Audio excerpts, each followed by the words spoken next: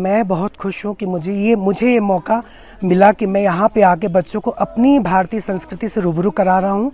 यहाँ के स्कूल को, यहाँ के principal ma'am Urmila Bahuguna ma'am को मैं बहुत धन्यवाद देता हूँ, जिन्होंने ये मेरे इस कार्य को करने के लिए मेरा साथ दिया। और विद्यार्थियों का, बच्चों का और टीचर्स का भी बहुत सहयोग है। और यहाँ पे जब से मैं आया हूँ तब से हर दिन कोई ना कोई नए लोग मुझे कॉल करते हैं, मुझसे पूछते हैं कि ये कार्यशाला कब तक चलेगी। हम अपने बच्चों को भारतीय संस्कृति से जोड़ना चाहते हैं, उनको सिखाना चाहते हैं, तो मुझे बहुत अच्छा लग रहा है। बच्चों को बहुत लाभ मिलेगा। और आजकल कथक के भी बहुत सारे रील्स बन रहे हैं, जिससे मुझे ऐसा लग रहा है कि अब प्रभाव बढ़ा है।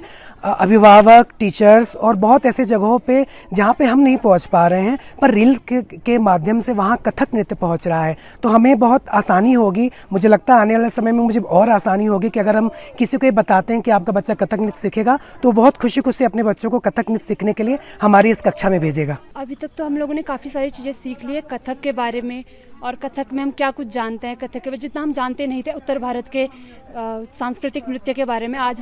अब इस समर कैंप में हम लोगों ने कथक, जो हमारा उत्तरी भारत का, उत्तर प्रदेश का सांस्कृतिक नृत्य है, उसके बारे में जाना, सीखा और समझा कि उसको किस तरीके से किया जाता है। क्या जो बॉलीवुड है, क्या वो हूबहू कथक जो हमारा प्राचीन समय से था वैसा चलता आ रहा है या फिर अलग।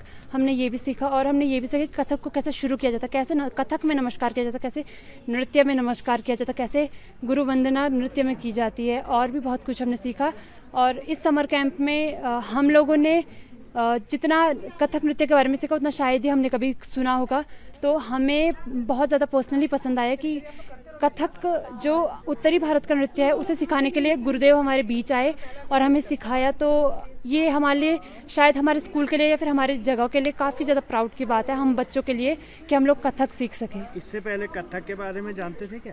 इससे पहले ये तो जानते थे कि कथक भी एक क्लासिकल डांस फॉर्म होता है, पर ये नहीं पता था कि कथक करते कैसे हैं या फिर वो होता क्या है। और जब से गुरुदेव आए हैं, गुरुदेव ने हमें समझाया है कि कथक क्या होता है, इसके बारे में बताया है, तो इससे हमें अब और ज़्यादा चीज़ें पता चली। पहले बस हमें ये पता था कि कथक होता क्या है, ये बस उत्तर भारत का नृत्य है।